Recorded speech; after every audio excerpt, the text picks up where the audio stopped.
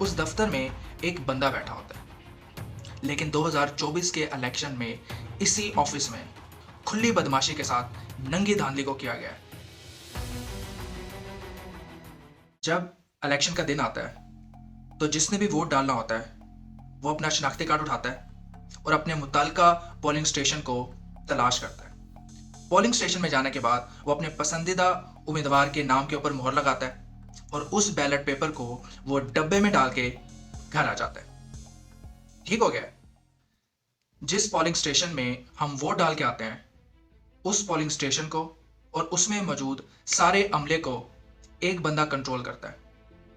उसको हम presiding officer कहते हैं। उसके नीचे एक असिस्टेंट प्रिजाइडिंग ऑफिसर होता है और 2 पोलिंग ऑफिसर्स होते हैं।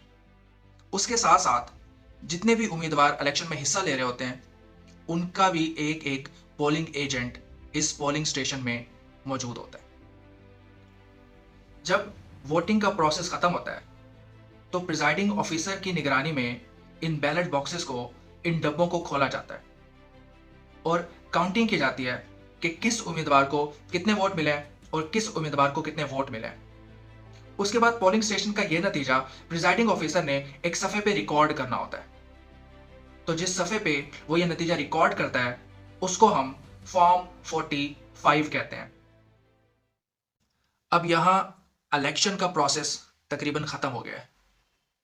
वोटिंग भी हो गई है, काउंटिंग भी हो गई है और पूरे पाकिस्तान में किस उम्मीदवार को polling station to polling station कितने वोट पड़े हैं उसका नतीजा भी फॉर्म 45 के ऊपर लिख दिया गया है। उसके बाद पोलिंग स्टेशन में मौजूद एक एक पोलिंग एजेंट को वो फॉर्म 45 मिल जाता है जो कि अपनी ओरिजिनल फॉर्म में होता है, जिसके ऊपर उसी पोलिंग एजेंट के सिग्नेचर, उसके अंगूठे का निशान और उसका शनाख्ती कार्ड का नंबर होता है। इस तरह ये फॉर्म 45 उस हल्के के उम्मीदवारों को मिल जाते हैं, जिससे उनको पता चल जाता है कि इलेक्शन में कौन जीता, कौन हारा और किसको कितने वोट पड़े। ठीक हो गया? उसके अलावा हर पोलिंग स्टेशन के फॉर्म 45 की एक कॉपी को पोलिंग स्टेशन के बाहर भी चिपका कर दिया जाता है, उसको चिपका दिया जाता है। और इलेक्शन वाले दिन सारे टीवी चैनल्स के जो रिपोर्टर्स होते हैं उनका यही काम होता है कि वो polling station to polling station जाते हैं, उस फॉर्म 45 की पिक्चर्स लेते हैं और अपने टीवी चैनल्स को भेज देते हैं। और फिर जैसे जैसे टीवी चैनल्स को फॉर्म 45 रिसीव होते हैं वो टीवी चैनल्स अपनी स्क्रीन पे उनको जमा करके हमारे सामने चलाते रहते हैं। तो हम देखते हैं कि अब 10% पोलिंग स्टेशन के रिजल्ट आ गए हैं, अब 20% पोलिंग स्टेशन के रिजल्ट आ गए। इसी तरह यही नतीजा जो टीवी स्क्रीन पे चल रहा होता है ये फॉर्म 45 के मुताबिक ही होता है।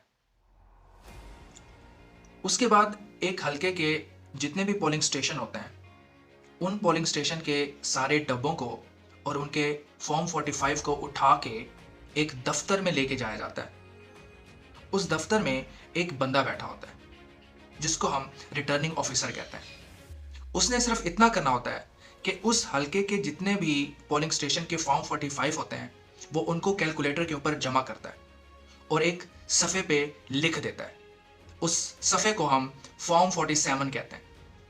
तो जिस तरह एक प्रिजाइडिंग ऑफिसर पोलिंग स्टेशन का नतीजा फॉर्म 45 के जरिए पोलिंग एजेंट को देता है, इस तरह रिटर्निंग ऑफिसर ने उस फॉर्म 45 को जमा करके उसका नतीजा फॉर्म 47 के ऊपर लिख के उम्मीदवार को देना होता है।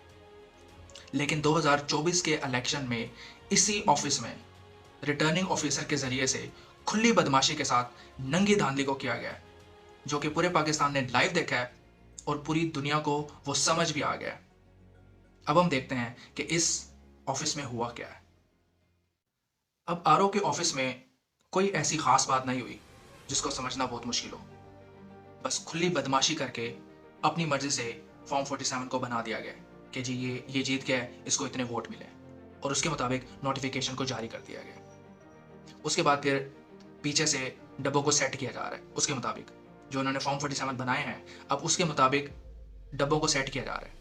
कहीं पीटीआई के बैलेट पेपर को जलाया जा रहा है, उनके वोटों को रिजेक्ट किया जा रहा है, कहीं अपने वोटों की नई प्रिंटिंग करके तो उसको डब्बों में डाला जा रहा है, और कहीं हम ये देख रहे हैं कि एक फॉर्म 45 जो अपनी ओरिजिनल हालत में उम्मीदवारों के पास मौजूद है और यहाँ पर अपने फॉर्म 45 भी बनाए जा रहे हैं।